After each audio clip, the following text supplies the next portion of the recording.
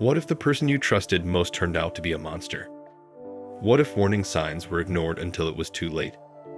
These tragic cases of Koralynn Fister and Ma McConnell reveal the terrifying consequences of misplaced trust and a justice system that failed.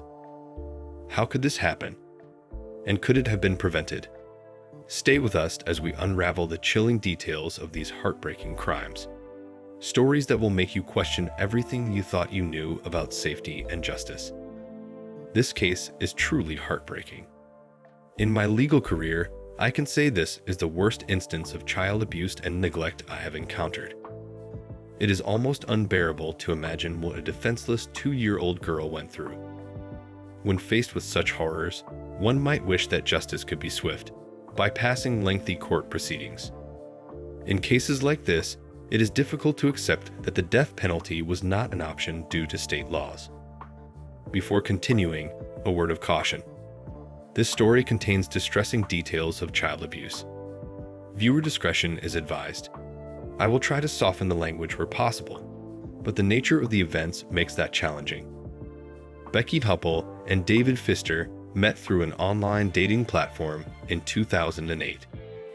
David, originally from Iowa City, was drawn to Becky's lively personality and soon moved in with her in Centralia, Washington.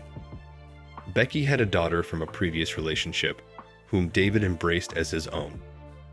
On March 9, 2010, the couple welcomed their daughter, Koralynn Marie Fister. David worked at a local Subway shop, while Becky stayed home to care for the children.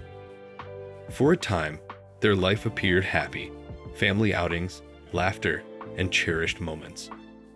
Koralynn, an active and joyful child, was affectionately called Monkey for her love of climbing. She adored her stuffed animals and dinosaur-shaped chicken nuggets. Her older sister, Kay, loved playing with her. However, everything changed in August 2011 when David lost his job. Financial stress led to ongoing conflicts, and by February 2012, the couple decided to separate. They agreed on a co-parenting arrangement, with David seeing Koralynn on Wednesdays and Thursdays. Initially, this agreement worked, but within weeks, Becky began restricting David's visits, citing the child's illness or other excuses. By mid-April, frustrated and deeply worried, David went to Becky's home to see his daughter.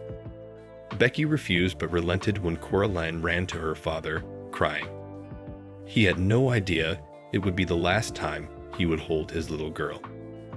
Unbeknownst to him, a new man had entered Becky's life. James Reeder, 26, had recently met Becky online. He quickly charmed her with promises of a wonderful life, and within weeks, she invited him to move in. Reeder integrated himself into the family, taking on chores and spending time with the children. Becky was thrilled to have a partner who shared parental responsibilities. She did not question why he had no contact with his own 2 children, accepting his claim that his ex-partners kept him away. For a while, everything seemed normal. The neighbors saw the children playing outside, and laughter filled the home. Then, subtle changes began. Koralynn was kept indoors more often.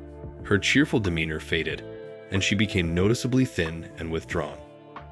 Reeder started isolating her, convincing Becky to take Kay on outings while he cared for Koralynn. When neighbors expressed concern over the child's constant crying, Becky dismissed it as mere tantrums. On May 24, 2012, Becky left home for a short errand, taking Kay with her.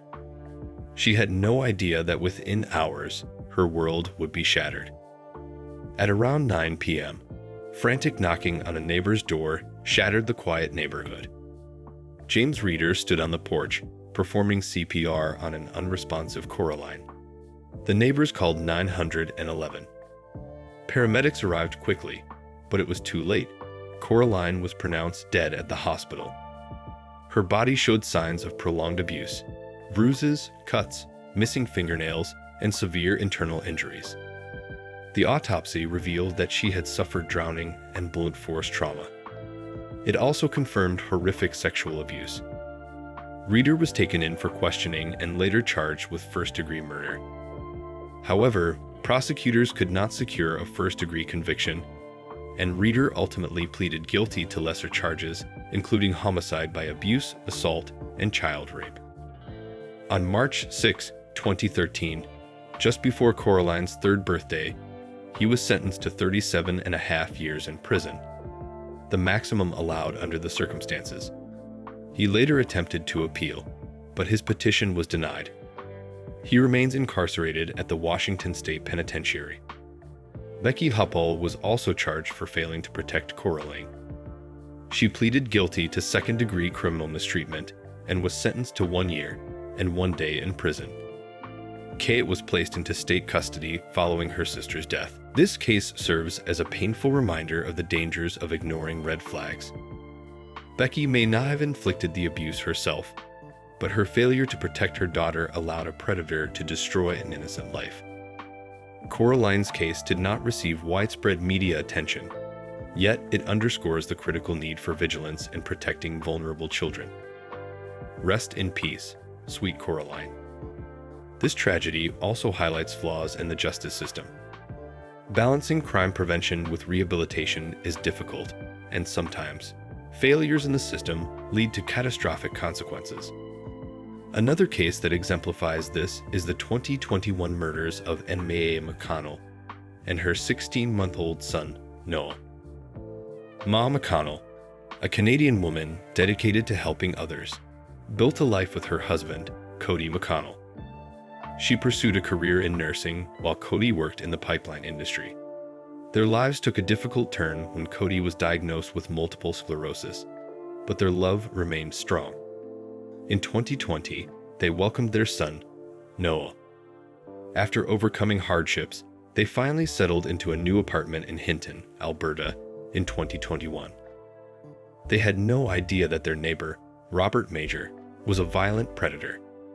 Despite a history of sexual offenses, including child abuse, he had been released from prison and removed from Canada's Registry of Dangerous Offenders. On September 16, 2021, while Cody was at work, Major forced his way into their apartment. He brutally murdered Ma and Noah. Cody came home to an empty apartment, his wife and son missing. Hours later, police discovered Noah's body in a dumpster, strangled with a sock stuffed in his mouth and a plastic bag over his head. Major had mutilated Ma's body in his apartment. Robert Major had 24 prior convictions, including sexual offenses, yet was freed due to legal loopholes. His release ultimately cost 2 innocent lives. The tragedy sparked a movement to reform the law. Cody McConnell championed Noah's Law, advocating for public access to information on high-risk offenders. Major pleaded guilty and was sentenced to life in prison with no possibility of parole for 25 years. His case underscored the failure of the legal system to protect citizens from known predators. Noah's Law continues to gain traction, with efforts to prevent such tragedies in the future. If the public had been aware of Major's past, Ma and Noah might still be alive. These cases remind us of the importance of vigilance and legal reforms to protect the most vulnerable among us. These cases prove that the people we trust can sometimes be the greatest threats. What warning signs were missed? How could justice fail so badly? If you found this story shocking, you won't want to miss our next video. Betrayed, neglected, and left to die. The heartbreaking story of Caden Gaviret true crime case. Make sure to subscribe and hit the notification bell so you never miss an update. Join us as we uncover more haunting true crime cases, because awareness can save lives.